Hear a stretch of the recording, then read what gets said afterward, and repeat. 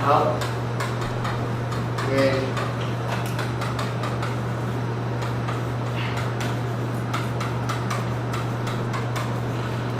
perceive costs.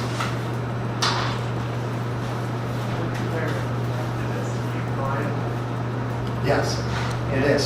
So explain what you mean. So objectivism is the sort of philosophy that everything has an objective worth and value attached to it, and that if we all act in our own self-interests, even things like altruism have a value. Right. It's just Atlas Shrugged for anyone who hasn't read it recently. Yeah. The point of art is to buy and sell dreams. So that it does have that in there, but as a critique, I think you have something there. But how about as a hypothesis? So do you remember the scientific method? There's a few steps in it. It'll be on a quiz later on this week, so we got to run through it if you don't remember what it was. We write it down. Some people have 5 steps in the scientific method, others 7. 6 I suppose probably in there too. So let's lay it out. What are the where's the scientific method begin? That's second. Yeah, second, right. So you know this stuff, right? So you might put it as a question, or as a why is that happening? That's you see something, you observe. I have it as observation, but we're all getting at the same thing here. So you notice something. When you're curious, when you notice things, you observe. So there's some observation. You're like, oh, that's kind of funny, right? And then which leads into that question, which may be the same thing. You're like, why did that happen? Follow me? Okay. Second, the hypothesis, very good. And you try to explain it. You say, I think it happened because of this. So then the third step that we have on the quiz is build a model. Now building a model for economics is often like a graph, okay? We'd say, all right, hey, we noticed that when we raise the tax rate, that tax revenue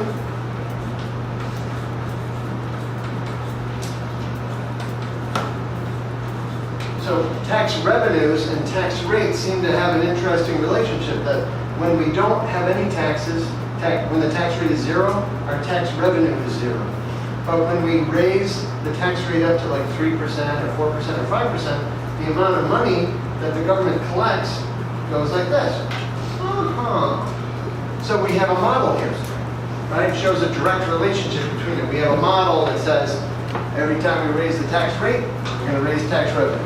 If we want more revenue, we raise more rate. There, we got to figure it out, right? And then we test our hypothesis.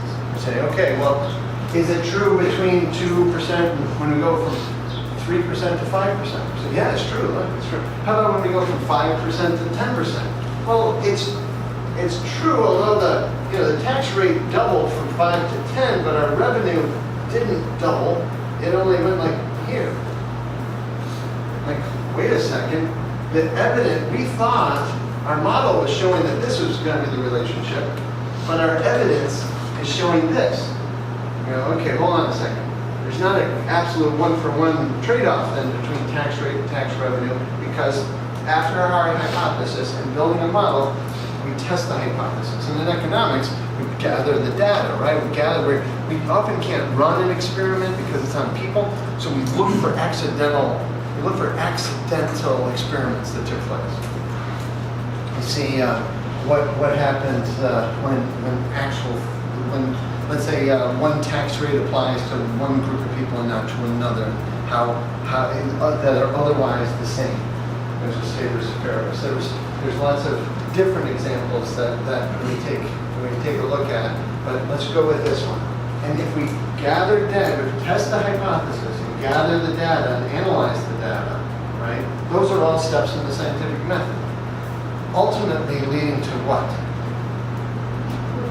a conclusion which is either to accept, reject, or It's not. modify.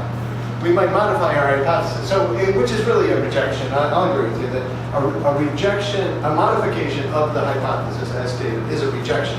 But we may say, oh, we're pretty close. Why don't we just modify our hypothesis and get back to it? As it turns out, when tax rates go up, tax revenue does increase, and then it starts to level off, and then it actually starts to go back like that. The way that and it'll go back to zero, but the tax rate, if the tax rate is high enough, you won't get any taxes at all from people. Because they'll find ways to get around it. So when we get to that fiscal policy, I'll tell the story about how the Fab Four, good old, the Beatles, John, Paul, George, Ringo, okay. They were in a 94% tax bracket. So if they did a concert in Frankfurt for $10,000, they had to give $9,400 to the Queen and keep the $600 for themselves. So guess what they did? They either just didn't do the concert, right? Which meant that the Queen didn't get anything for that concert, right? Or they would get paid in cash and evade the taxes, that kind of thing. For a lot of years before I was a teacher, I worked I still do some of this, but as a tax planner, which is different than a tax preparer, right? You hire somebody to prepare your taxes when the story's over and you just need them to fill out the forms right. A tax planner is the story's not done yet. And if you do this, that, and that, then the story has a happier ending. For you. The Sam's a little sadder. And those people who say, those rich people can hire guys in suits to figure out ways around the tax. That's right. That's right. That's how we made a living. So, now I'm paying it off by doing good deeds for you guys. Showing you how to do it too, actually. Because it's a good thing to do. Okay. Now, this curve is normally written as the Laffer curve, and it looks like this is the way that you'll see it on the test. They have tax revenue on this side, and they have tax rate on this side, and big old hump like that. And what happened, Artie Laffer said that the tax rate right now is like this, and that the way that the government could raise more money was actually by lowering the tax rate to this point to maximize tax revenue. But he was criticized because people said, you want to lower the tax rate? That sounds like you were doing something nice for the rich people, you know? And so he was criticized for that, but he was right, of course. He was pointing out the curve, where we are on the tax curve, which rate changes over time. So like, it's possible that right now our tax rates are perfect and we're making as much possible. The federal government is raising just as much as they possibly can from us by charging what they're doing right now. But it seems more likely, don't you think? I mean, it's infinitely more likely that we're either on this side or that side of the optimal spot. And what's even more likely is that the optimal tax rate is not going to be the same in across the country. It's a big country, a lot of different situations, and the rates, the optimal tax rates, are not the same for at all times, places, or things. So whatever rate the federal government has is going to be the wrong rate for most everybody, from a tax revenue point of view. Okay. So I used the scientific method when I was developing the answer to this question, why do people do what they do? I saw lots of human behavior. We're interested in human behavior as economists. And so we watch what people do, and we try to figure out what it is that they're doing. And we came up with, why do people do what they do? And somebody said, people do whatever they want to. And so how do we use the scientific method with people do whatever they want to? What is that? People do whatever they want to. Is that it's a hypothesis, isn't it? Okay. So how do you set up the model for that?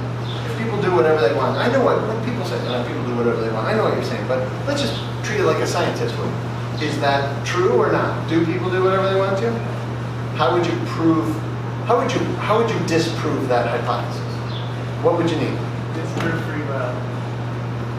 Actually, not really. That doesn't work. That would be difficult. That would, well, we wouldn't have to do that. Yeah, that would be more complicated than I was thinking. Let's say that. How could you show that that was a false hypothesis as stated? Look for situations where people don't do what they want to. Yeah, all you need, how many examples do you need of a person doing something they didn't want to? Just one. Yes, okay. And I didn't have to look further than myself. There's a bunch of things I do that I don't want to do, right? Pay taxes, for instance, right? Why do I pay taxes then? They leave me alone for a year. That's why. If I don't pay them, they bother me. Right? Yes. Isn't it arguable that that's still something you want to do because you want the benefit more than you want the negative thing that's going to happen to you? Well, It comes down to the perceived, which I think is one of the That's why I had to modify. That Because is everything is about perception and what the Yeah. individual thinks is best for them in that moment, right? So that's when I started to develop. I said, okay, it's not what people want to do, because there's a lot of things that people do that they don't want to do, but maybe it's because their benefits are greater than their costs. And I'm like, okay, good. You know, I know that it would be very costly for me not to pay, so I do it anyway because, you know, I buy myself a little time, basically, harassment free. So that's fine for that example, but now if my hypothesis, people do what they do because their benefits outweigh the cost, now we have that new modified hypothesis. You see, it's a variation of a better hypothesis than the old one. But all we have to do, again, to disprove that benefits outweigh cost, because we haven't added the words perceived yet to this, right? This is the latest iteration of this. What did we have to do to disprove that benefits outweigh cost? I have one example, that one person that. Perfect. Yeah, exactly. See that? If you find an example where it's not true, then the whole thing is not true. It's not good enough to say, oh yeah, that's true sometimes and not true others. No, it's not true as stated. You got to change it. You got to change the hypothesis so it's useful. Because otherwise you have statements that don't mean anything. Does that make sense? If you don't know what someone's going to do, or if everything is subjective, if it's like this is sometimes true and other times not true, then there's no science there, and nothing you can do with it. You can't plan. You don't know what the situations are and what they're not. You follow me? What you want is even if it's a small, even if we have to parse it down so that it only applies to some things, we want to know what it is that is governing the activity. So I had to modify that. Why do people do what they do? The reason, and that is, for all rational behavior.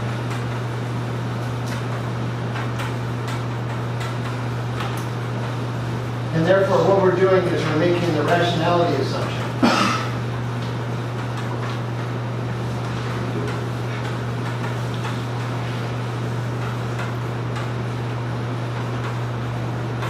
We're making the rationality assumption because you can't prove or disprove rationality.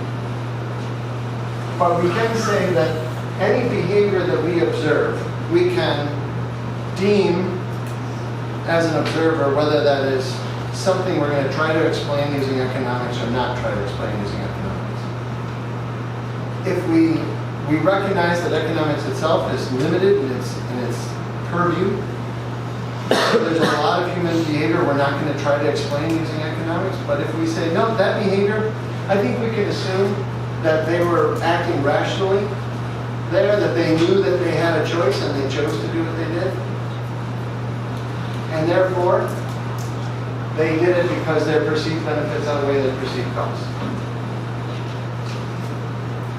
And now we've got, this is the good part for all of you that are looking for a shortcut to the A in the class. All right?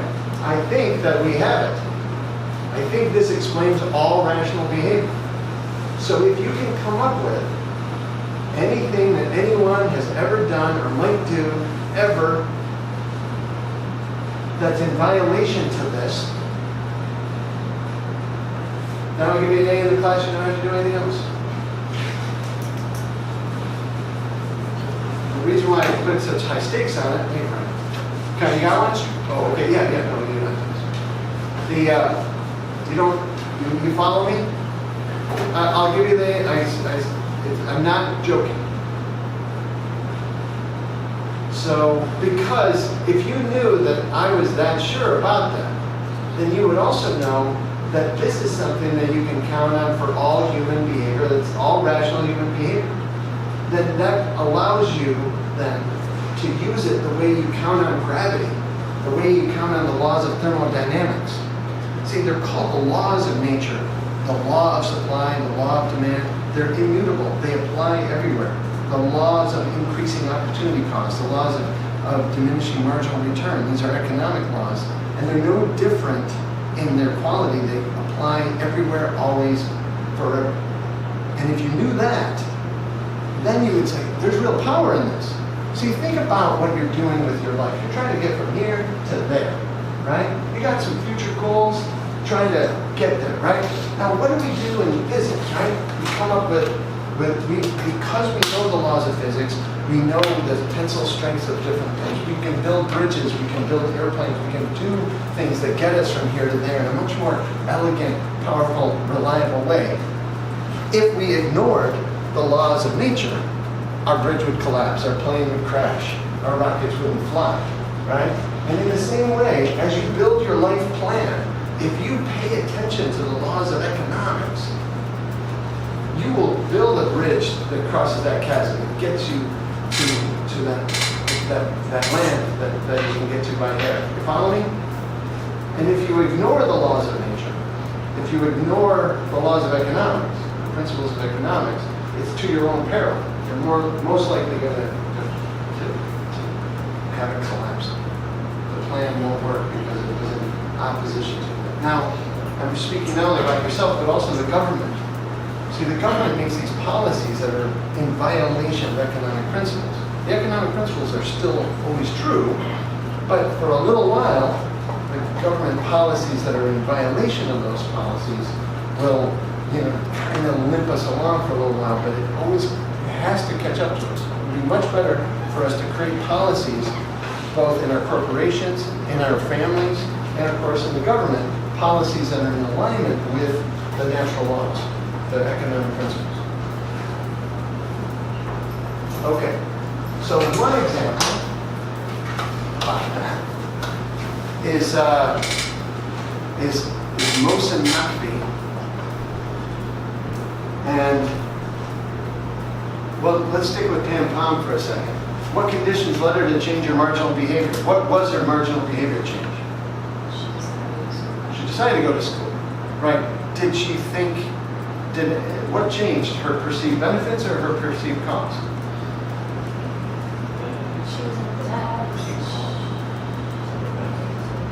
Yeah, her perceived benefits, right? Because now she was like, the thing that kept her from going to school right out of college, right out of high school, was that she was worried about being humiliated and having a hard life and not getting anywhere. And then a few years later, I don't want to put words in her mouth, but she was having a hard life. And she thought, this is a way that I can do it. I perceive benefits that I didn't see before. It can't be any harder to go to school than what I'm doing now. Let's do this. And then it turned out that she was wrong, right, about her costs. It was much better, right? Things were much better than she thought. And her benefits were also much better than she thought. But just because it turned out well is not what makes it rational. But we're very happy that it did turn out so well. Do people respond more to positive incentives or negative incentives? Negative incentive seems to be how about yourself? Well, I think it depends on the people, but most people who have a strong motivation, they are doing the positive. Yes, Yeah. right. So if you're intrinsically motivated, the positive incentives work very well. And then the negative incentives, the fear of failure or damage and so forth. There's this old saying about a carrot and a stick. Are you familiar with the carrot versus stick? Carrot or stick, anybody ever hear that phrase? No, you've heard it, yeah. Okay.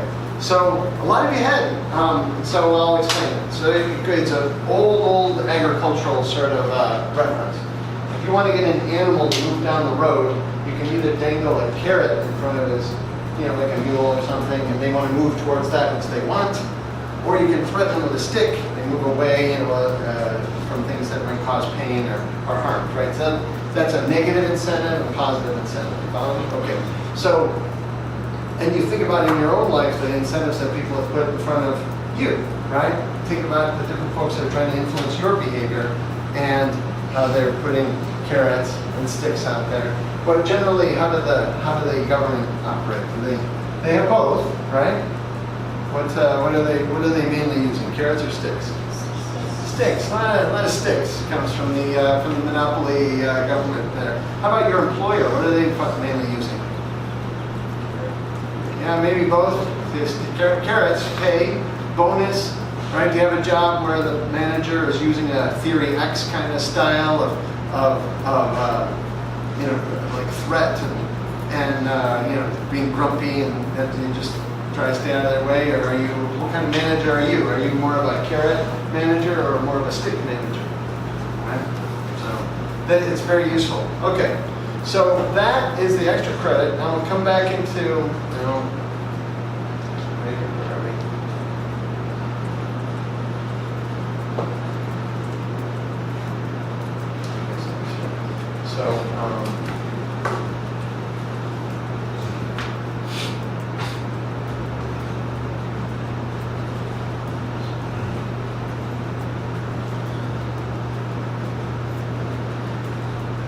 this is the syllabus for micro.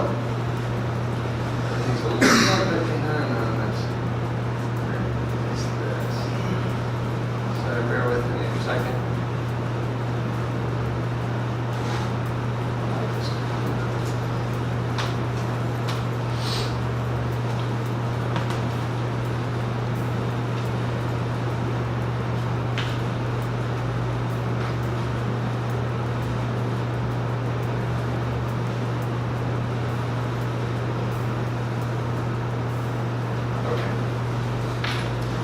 This class uses positive incentives, and this class uses a monetary grading system. So everyone starts off broke, and then you try to make $1 million by the time you finish the final exam on June 28th. There's all sorts of different ways to make the money, and one of those ways, all of the ways are listed here, but the way that I wanted to illustrate was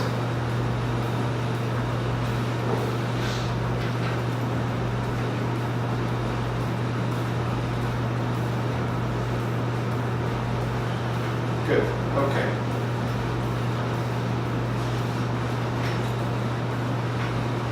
So that's your macroeconomics syllabus. It's online. You can see that.